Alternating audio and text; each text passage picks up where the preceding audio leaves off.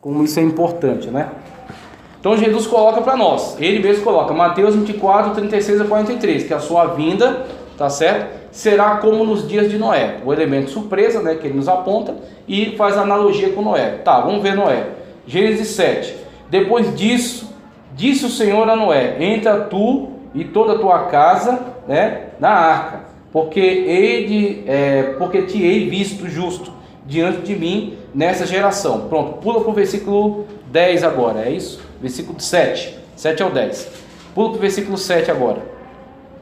E entrou Noé e seus filhos e sua mulher e as mulheres de seus filhos com ele na arca, por causa das águas do dilúvio, dos animais limpos e dos animais que não são limpos, e das aves e de todo réptil sobre a terra.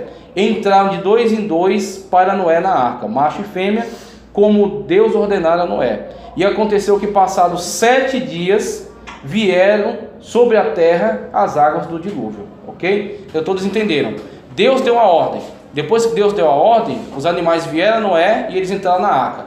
Depois que eles entraram na arca, passados 7 dias veio o dilúvio. Olha só que estrutura. Vai para o versículo 16. E entraram macho e fêmea de toda a carne, entraram, como Deus lhes tinha ordenado. E o Senhor a fechou por fora. Olha que coisa extraordinária, né? Foi Deus que fechou a arca e a fechou por fora. Jesus, ele anuncia a sua vinda como um elemento surpresa. A gente não pode esquecer disso, porque isso é o próprio Jesus que nos alerta. Será com uma surpresa, tá certo? E quando ele anuncia esse elemento surpresa, ele faz analogia com Noé.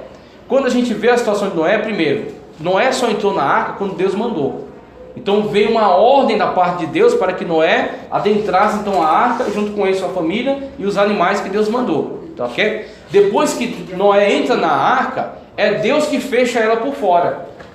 Deus que lacra a arca, para que eles ficassem lá. E depois que Noé, sua família e os animais estão na arca, e Deus fechou a arca por fora, passados 7 dias, vem o dilúvio.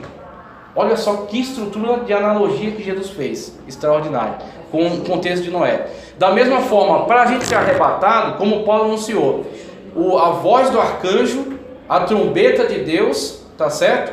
E nós seremos então arrebatados. O que é isso? É a ordem. A ordem para que a gente saia desse contexto e adentre para a arca, que é Cristo, o reino de Deus. A gente seja tirado desse mundo de tribulação e seja inserido no reino de Deus.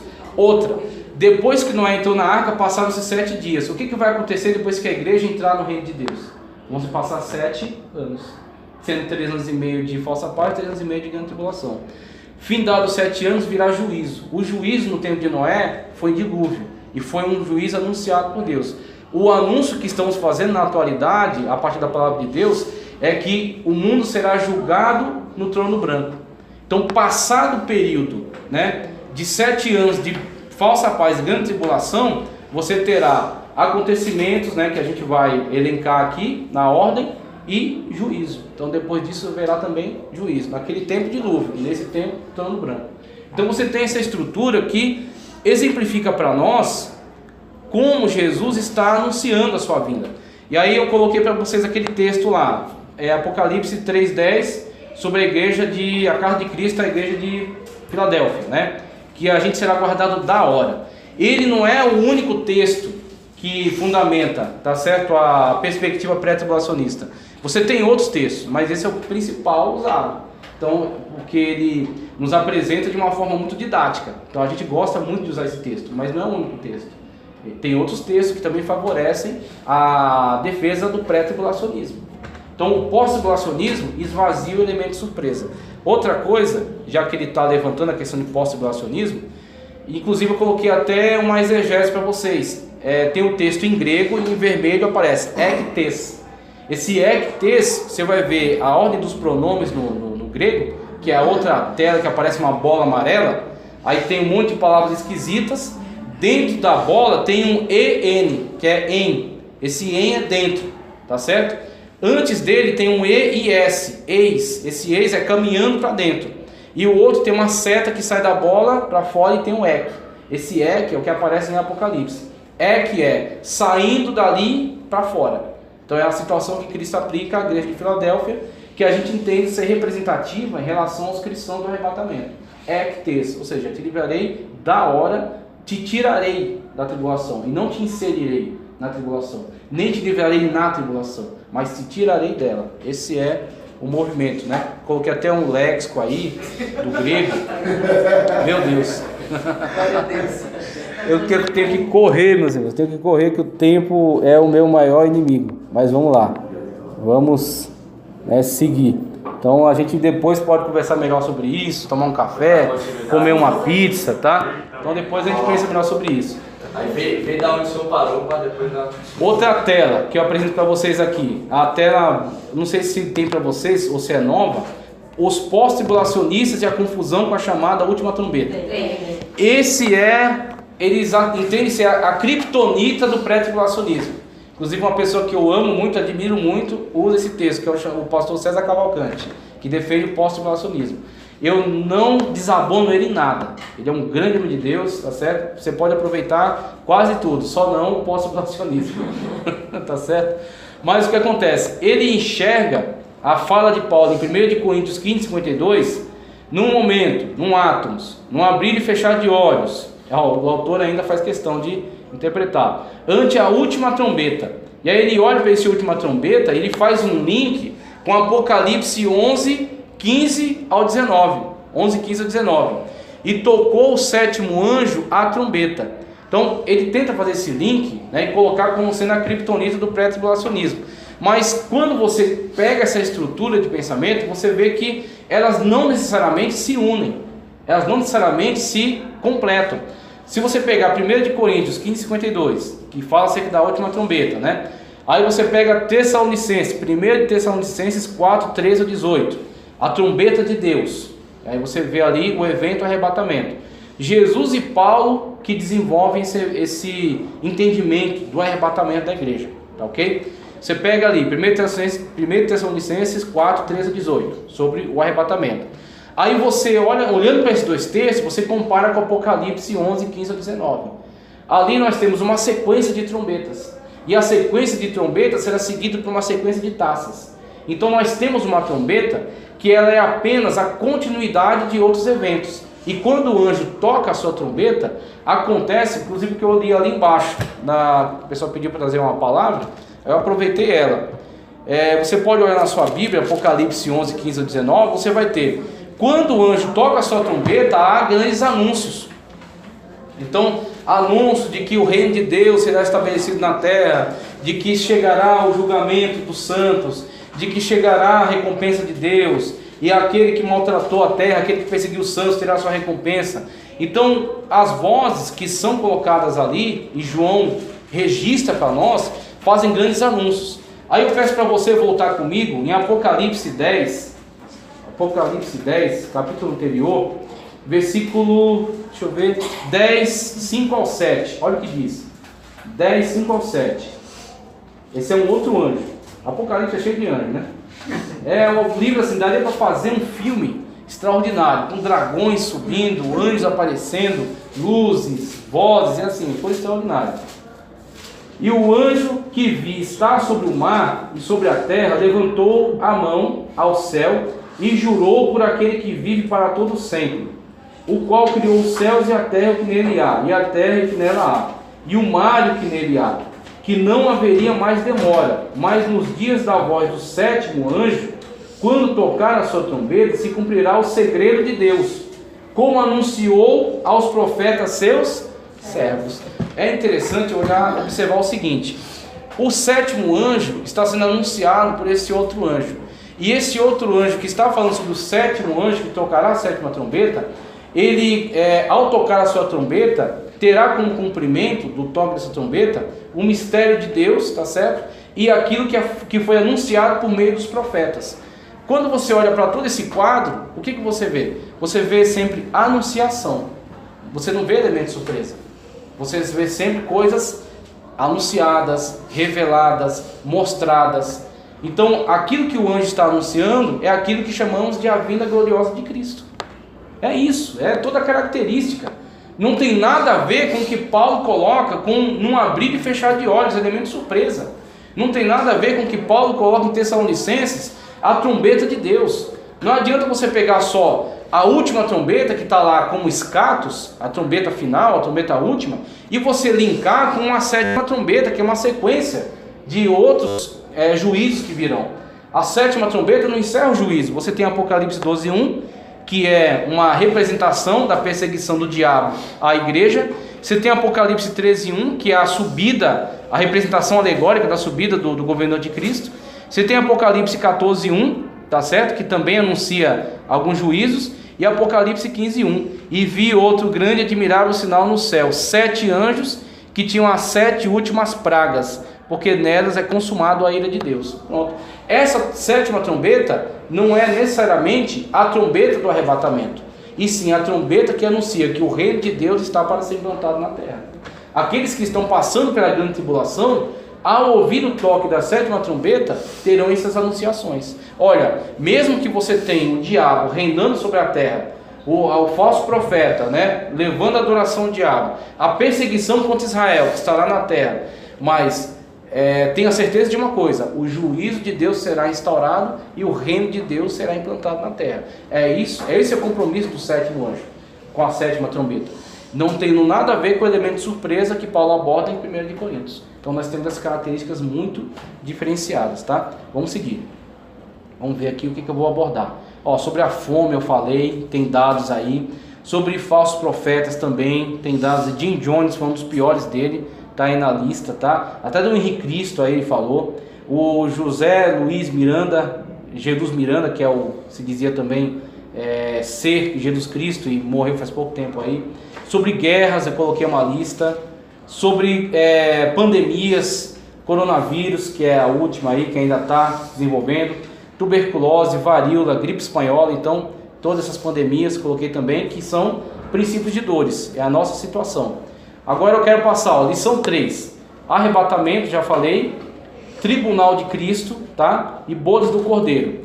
Tem para você aí o texto da declaração de fé da Assembleia de Deus, onde a gente vai ver como que a igreja estrutura teologicamente essa sua posição. Isso que é muito bom de ver assim da declaração. A declaração mostra que a igreja é muito honesta quanto ao seu posicionamento. Então a igreja deixa muito claro como ela entende esses temas. É para isso que serve a declaração. Então tem aí e você faz a leitura, que eu quero avançar um pouco mais. Antes disso, só uma coisa que eu quero destacar. Apocalipse 19, 7 ao 14, que até o Éder colocou no texto dele. Foi muito bom você observar essa questão.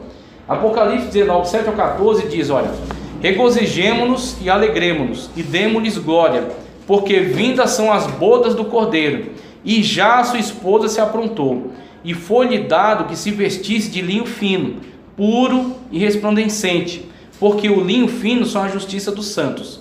E disse-me: escreve, bem-aventurados aqueles que são chamados, presta atenção, aqueles que são chamados à ceia das bodas do Cordeiro. E disse-me: estas são as verdadeiras palavras de Deus. E lancei-me aos seus pés para adorar. Mas ele disse-me: olha, não faças tal. Sou teu conservo, de teus irmãos, que tem o testemunho de Jesus. Adora a Deus, porque o testemunho de Jesus é o espírito de profecia. Inclusive os adventistas, de forma blasfema, eles dizem que esse espírito de profecia é L.G. White. Tá ok? Sendo que o próprio anjo diz para João que Jesus é o espírito de profecia. O testemunho de Jesus é o espírito de profecia. Tá ok? E aí, sequência: e vi o céu aberto, e eis um cavalo branco, e o que estava sentado sobre ele chama-se Fiel e Verdadeiro, e julga e peleja com justiça, e os seus olhos eram como chama de fogo, representações alegóricas, e sobre a sua cabeça havia diademas, coroas, e tinha um nome escrito que ninguém sabia, senão ele mesmo, e estava vestido de uma veste salpicada de sangue. E aí tem o sacrifício dele, e o nome pelo qual se chama é Palavra de Deus. João disse, ele é o Logos divino pré-encarnado, né? Como o João coloca no seu evangelho. O verbo estava com Deus e o verbo era Deus. E seguiam-no os exércitos que há no céu, em cavalos brancos, vestidos de linho fino, branco e puro. O que nos diz esse texto? Primeiro, que vai haver bodas antes da parousia, antes da vinda. Que bem-aventurados os que forem convidados para as bodas. Quando diz os que forem, é porque nem todos serão. Fica muito claro, né? Então, ou seja, bem-aventurados que forem, porque os que não forem vão passar muitas tribulações, vão passar muito perrengue, muito sofrimento. Você vai ver a situação dos que não entrarem nas bodas e passarem pela grande tribulação no quinto selo. E abriu-se o quinto selo e vi almas que estavam debaixo do trono e deram-lhes vestes brancas e uma palma nas mãos e clamavam: até quando, ó Senhor, não fazes justiça contra aqueles que derramaram nosso sangue sobre a terra? Aqueles que forem sendo mortos ao longo da grande tribulação por não se dobrarem à política do anticristo, da implantação do seu sinal. Olha que coisa extraordinária. Nós temos visto hoje o sistema se preparando para a implantação do sinal. Nós temos hoje, e é interessante porque, para você colocar algo que vai ser aceito por todos, tá certo? Algo que não pode ser questionado, que vai ser uma política seguida por todos, que vai calar a boca de todo mundo, você tem que implantar isso através de uma coisa que seja justa, que seja correta, tá certo? Você tem, por exemplo, você fazer uma ideia ser aceita. Então, você quer que essa ideia seja promovida e seja aceita. Primeiro, você tem que criar um problema. Então, são 3 passos. Você cria um problema. Quando você cria um problema, as pessoas vão começar a se incomodar, começar a falar sobre ele. Aí você faz a divulgação em massa desse problema, para que as pessoas estejam todas inteiradas. Quando o problema foi criado e as pessoas estão sabendo dele, você apresenta a solução. E aí quando você entra com a solução é essa que você já tinha desde o começo, porque você criou o problema. Então você cria o problema, você divulga o problema e no final você apresenta a solução do problema, que é a única solução. E as pessoas dizem: nossa, que maravilha, olha só que solução magnífica, coisa extraordinária, sendo que foi você que criou toda a engrenagem. Você disparou o problema, você divulgou o problema. Quando as pessoas estão, pelo amor de Deus, nos dê uma solução, você entra com a solução do problema. E aí pronto. Então essa é a situação, você vê. Pandemia, né? Coronavírus. Seguraram a informação quanto puderam. Quando alguns médicos tentaram falar, o governo perseguiu, né? Matou até, talvez tenha até verdadeiramente matado, né? Aqueles que começaram a tentar divulgar. Se espalhou pelo mundo. Quando o mundo já estava em caos por causa da pandemia, eles já estavam se recuperando da pandemia, porque eles já tinham tudo pronto, né, para o seu próprio tratamento, né? Isolaram as cidades, tinham respiradores, tinham tudo, né? E aí começaram a vender para o mundo e tal. E agora, quando você tem problema, difusão do problema, você apresenta agora a grande solução. Qual é? Você tem que aceitar, bonitinho, cordeirinho, que uma vacina seja dada em você. E quem não aceitar, vai começar a ter problemas. Então você tem um passaporte da vacina. Se você não apresentar o passaporte, você não viaja. Você, se for aprovado no concurso, você não é admitido. Vai começar. O que acontece? O que eu estou dizendo para você? Não se vacine. Não, vacine-se. Não tem como a gente interromper essa engrenagem.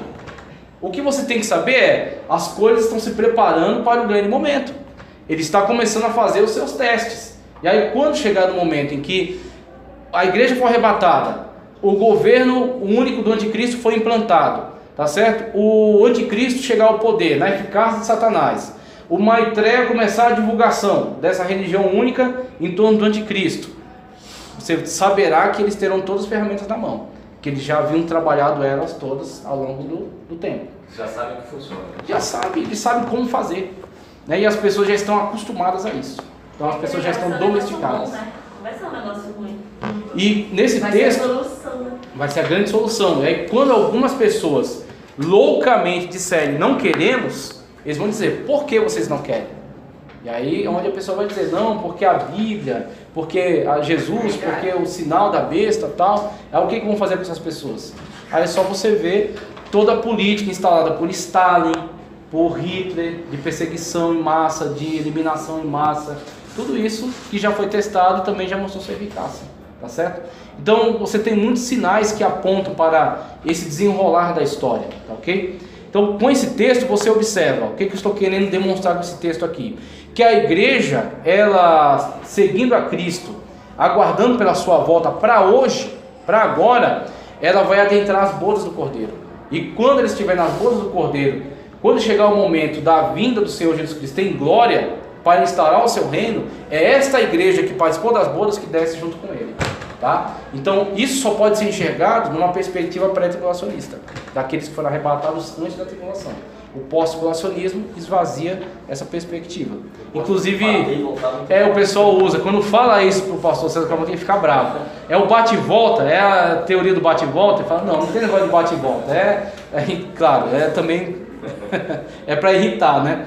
Então, vamos seguir para eu tentar ver mais algumas características. Só ainda sobre arrebatamento, primeira e segunda etapa, que é um evento só. É um evento só com 2 etapas. Na primeira etapa, ele virá até as nuvens. 1 Tessalonicenses 4,17. Virá com rapidez. Marcos 24, 27. Somente os crentes verão. Atos 1 e 11. Virá para a igreja. João 14, 1 ao 3. Virá antes do anticristo. 1 Tessalonicenses 2, 6 ao 8. Virá para a noiva. Mateus 25, 1 ao 10. Virá antes da grande tribulação. 1 Tessalonicenses 1 ao 10. Na segunda etapa, que é a vinda gloriosa, pisará no Monte das Oliveiras. Pronto, é característica que não é enxergada no arrebatamento, mas está presente nos textos escatológicos. Zacarias 14:4 nos dá essa descrição, de que ele virá e pisará no Monte das Oliveiras. Tá certo? Então, é características da segunda etapa, chamada vinda gloriosa. Virá de